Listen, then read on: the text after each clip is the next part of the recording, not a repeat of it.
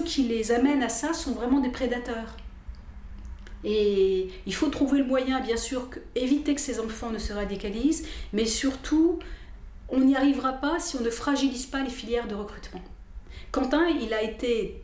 alors après, il faut le prouver, hein, il y aura le jugement, etc. Mais parmi ceux qui l'ont vraiment, disons, influencé, il y en a un qui n'est pas inquiété par la police, qui a été un peu son copain d'intégrisme, on va dire religieux. Et lui, en fait, il s'est ce qu'on appelle reconverti. Hein, il pratiquait de manière plus orthodoxe. Et ses parents l'ont foutu à la porte.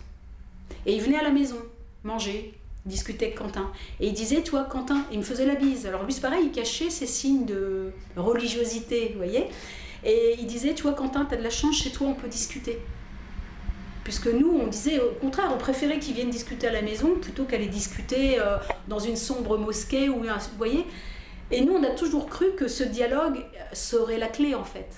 Bon, donc ce garçon l'a initié un peu à une pratique religieuse, du coup, plus moderne. Elle était plus moderne, elle était, ouais, moi j'appelle ça fondamentaliste. Mais je ne savais pas que c'était le salafisme, moi, à l'époque. Je ne connaissais pas tout ça. Aujourd'hui, je peux le nommer comme ça. Et puis, mais je ne pense pas que ce soit cette personne qui l'ait conduit à partir. C'est une autre personne de son entourage qui faisait pas mal de prosélytisme dans la ville où on habite, qui n'était pas un copain qui était plus âgé, qui n'était pas un copain de quartier direct, puisque nous on habite en pavillon, mais vous savez, les jeunes, même dans les grandes villes, quand vous faites du sport, surtout les garçons, ils se mélangent. Et Quentin, il faisait beaucoup de foot. Donc dans le foot, il y a beaucoup de mélanges sociaux et mélanges ethniques, religieux, etc. Et je pense que la radicalisation a dû commencer par ça, dans le milieu footballistique. Et ce garçon qui était éducateur, plus âgé que Quentin, très charismatique, il est en prison aujourd'hui. Et on sait qu'il a un lien direct avec le départ de Quentin, déjà parce qu'il l'a conduit à l'aéroport, il a été filmé. On a remonté le film, on a pas mal de témoignages parce qu'il y a beaucoup de jeunes qui sont partis. C'est une filière en fait de recrutement et de logistique pour la Syrie. Après, il faut prouver, malheureusement, c'est ça qui est très dur à prouver, que cette personne est déterminante. Vous voyez ? Donc, parce qu'en fait, il y a un faisceau d'influence, mais il y a des vraies filières aujourd'hui. Et ces filières, il faut les affaiblir parce que recruter aujourd'hui pour la Syrie, ça coûte de l'argent. Donc c'est un business. Et les gens qui recrutent des recrues sont payés. C'est de la mafia. Ça n'a rien de religieux. Mais ils se servent du religieux. Et c'est celles qui ne partent pas. Et ils ne partent pas. Et en plus, ils ne partent pas. Donc à mes yeux, ce sont des lâches. Nos enfants, ils ont commis pour certains l'irréparable. L'irréparable, c'est quoi ? C'est de mourir à moins de 25 ans. C'est absolument pas... Enfin, qui peut souhaiter ça pour son enfant ? C'est pas dans l'ordre des choses. Parce qu'ils ne meurent pas de maladie. Ils ne meurent pas d'accident de voiture. Et ils meurent de... Ils donnent leur vie. Ils donnent leur vie. Ceux qu'il faut juger et éradiquer, enfin quand je dis éradiquer, je ne dis pas les tuer, hein, je dis affaiblir, enfin, c'est l'idéologie qu'il faut tuer, qui est, voilà, contenue, enfin comment je pourrais dire, elle est liée au texte, à l'islam, mais ce n'est pas l'islam des Lumières. Voilà. Mais ils se servent quand même du texte, sauf qu'ils le pervertissent. Effectivement, ils l'instrumentalisent.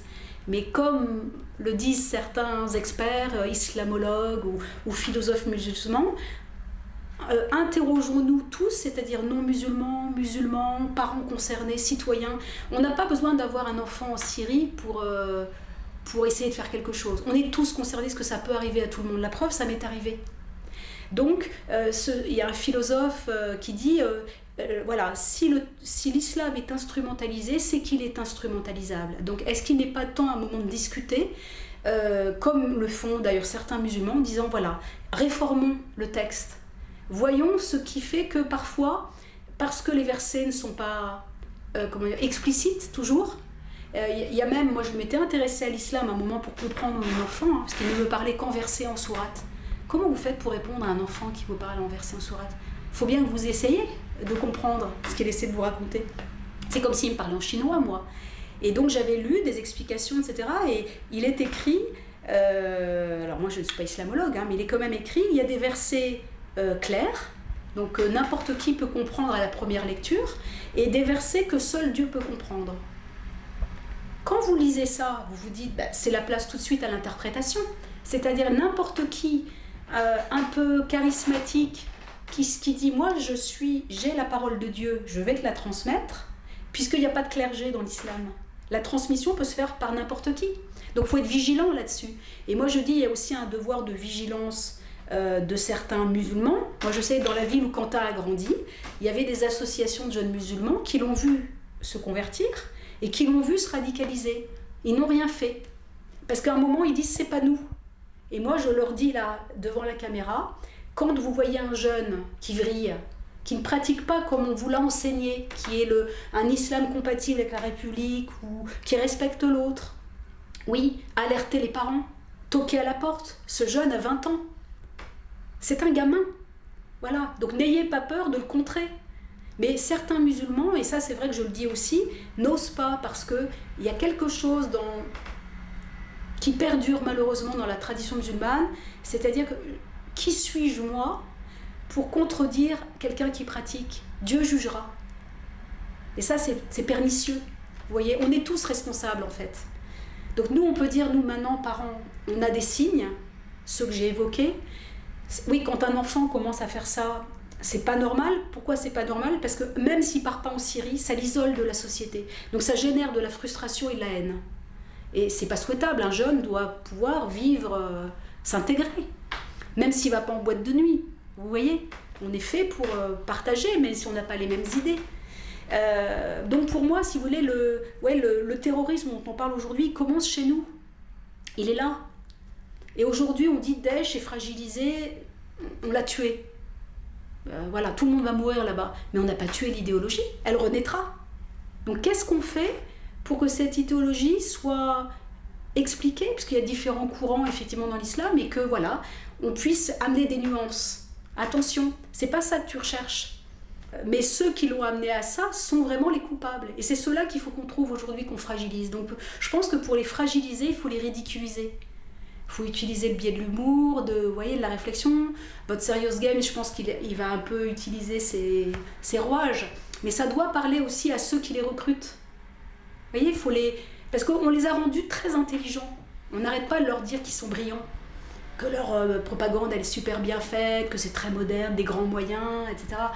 Et nous, on est tout cons à côté, vous voyez. Donc, voilà, il faut se montrer plus inventif. Et petit à petit, je pense que les choses vont... Enfin, je l'espère en tout cas. Et dans quelques années, dans 10 ans, parce que je pense que tout ça, malheureusement, ne va pas se résoudre d'un coup de baguette magique, hein, j'adorerais. Et qu'on oublie que tout ça s'est arrivé, et on se dira, bah oui, finalement, voilà, on s'y est mal pris.